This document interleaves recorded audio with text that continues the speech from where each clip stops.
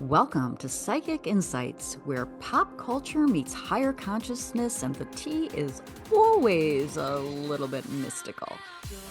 I'm Robin Richardson, your psychic girlfriend, and around here we don't just watch the drama unfold, we read the energy behind it, whether it's celebrity scandals, reality TV, chaos, or true crime with a twist.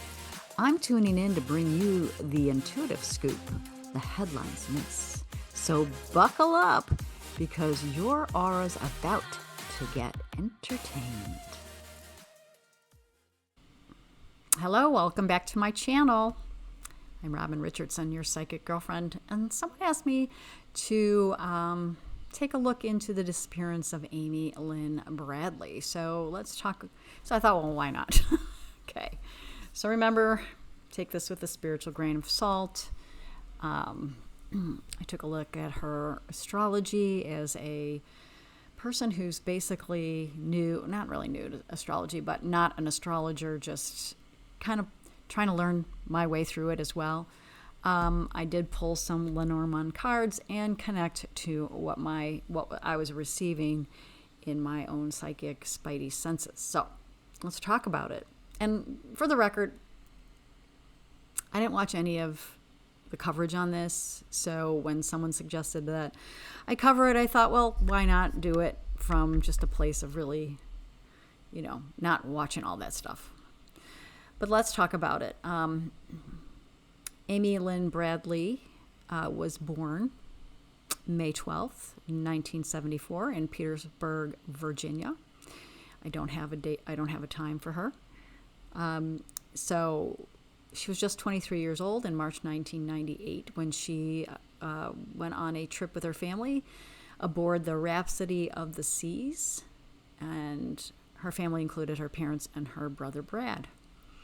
Now, her astrology just indicates that she's a vibrant, independent, and magnetic person, the kind that makes friends easily and also carries a bit of inner caution.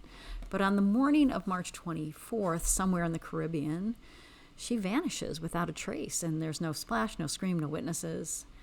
And the answers, I believe, are in the combination of her natal astrology, the planetary weather aboard the ship that morning, and the psychic impressions that I've received. Now, Amy's natal blueprint shows us that she was a Taurus sun, and she was rooted, protective, and deeply, deeply loyal. Taurus people value stability and security, which means sudden, unplanned actions are rare unless influenced by others.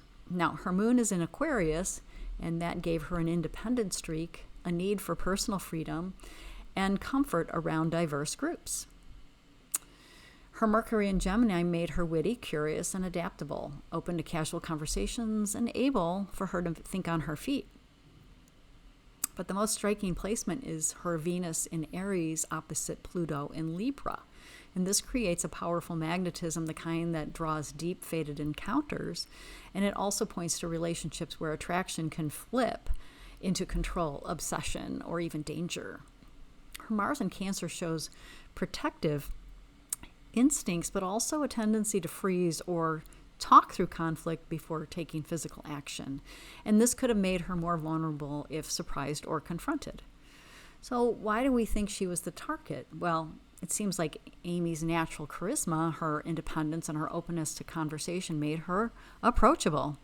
That Venus-Pluto energy can make someone captivating, but it also can draw on those who see charm and beauty as something to control or possess. And that morning, that transits amplified her magnetism and unfortunately her vulnerability to someone masking a predatory nature behind a friendly face.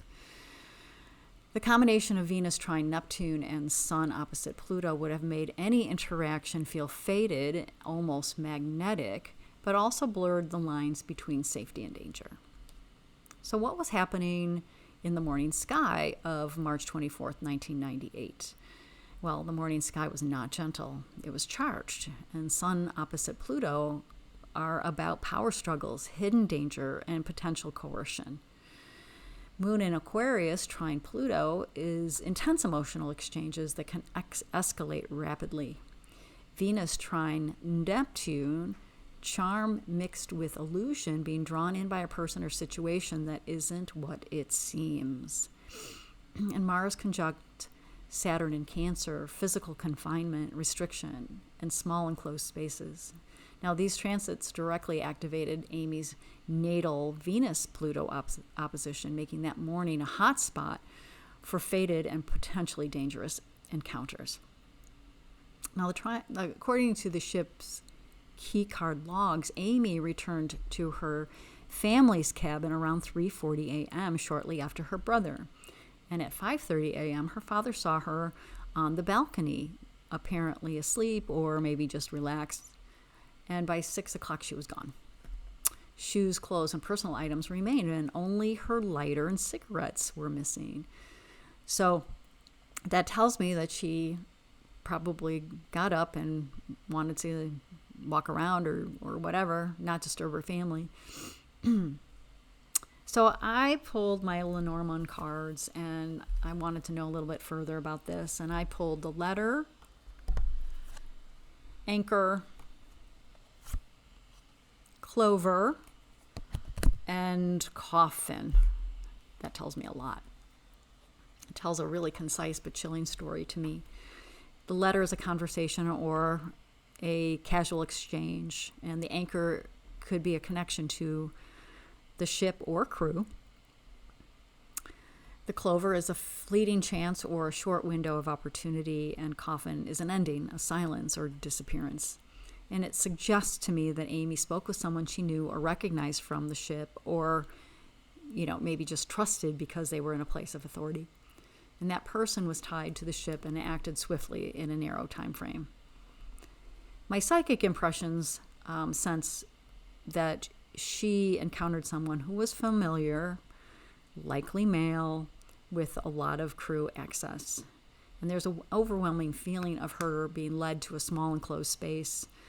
Possibly this person said, hey, I want to show you this, or this is a place that you can, go and have some solitude. Something along the nature that generated some trust. Could be a crew locker, storage closet, or maintenance room. Something like, when I see it in my mind's eye, it looks to me like a bin, like a place where someone could deposit a body and where it may not be seen, and then deposited where it needs to be. So I feel like when she was I feel like this person had an interest in her, and maybe there was a physical attraction that went wrong, and she became incapacitated, and then she was taken to a lower deck and placed in the water. And I don't feel like she was killed on the ship. I believe that she, the water made the problem worse. So I feel like she was deposited in the sea, semi-conscious or unconscious.